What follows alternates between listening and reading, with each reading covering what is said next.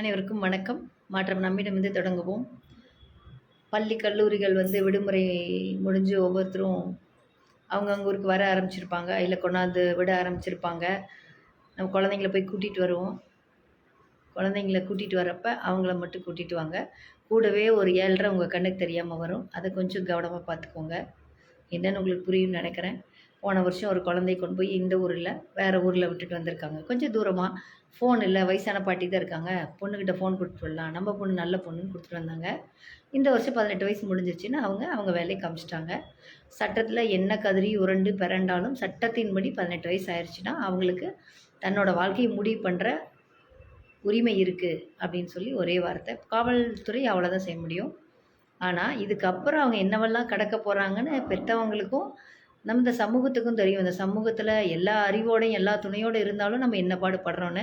ஆனால் இதை பற்றிலாம் இந்த குழந்தைங்க கவலைப்படாது.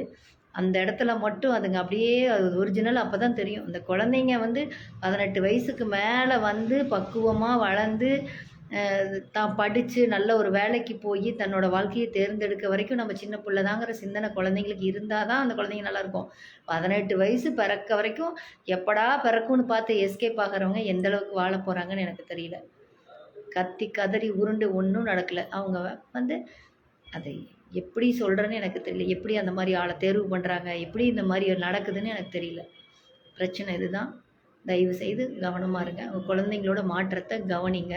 என்ன அவங்க யாருக்கிட்டையாவது புது ஒரு தொடர்பில் பேசுகிறாங்களா, என்னோடய ஃப்ரெண்டு பேசுகிறா அப்படின்னு சொல்லிட்டு பின்னாடி அந்த பக்கம் பேசுகிறானா அப்படிங்கிறதையும் கவனிங்க. யார் கூட பேசுகிறாங்க, என்ன பண்ணுறாங்கிறீங்க.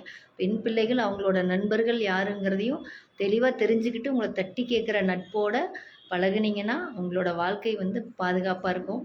என்றைக்கு இருந்தாலும் நம்ம வாழ்க்கையில் எல்லா சந்தோஷமும் நடக்க தான் போகுது. கொஞ்சம் காத்திருந்து உங்களை நீங்களே பாதுகாக்கிற அளவுக்கு தயாராகிட்டு அதுக்கப்புறம் அடுத்த நிலைக்கு போனால் நல்லாயிருக்கும். 18 வயசு முடிஞ்சால் நீங்கள் பெரிய ஆளோ, உங்களை கண்டா இந்த சமூகம் பயப்படுமோ, இல்லை நீங்கள் எதை வேணால் செய்ய முடியுமோலாம் கிடையாது. இதுதான் சரியான வயசு. படிக்கிறதுக்கும் ரொம்ப ரொம்ப சந்தோஷமாக வாழ்கிறதுக்கும் இதை மனசில் வச்சுட்டு நீங்கள் உங்கள் வாழ்க்கையை தெளிவாக தேர்ந்தெடுத்து நல்லபடியாக படித்து அம்மா அப்பா இத்தனை வருஷம் உங்களை காப்பாற்றினவங்களுக்கு நன்றியோடு இருங்க. இந்த வீடியோ ஷேர் பண்ணுங்கள். மாற்றம் நம்மிடம் தொடங்கும். நன்றி.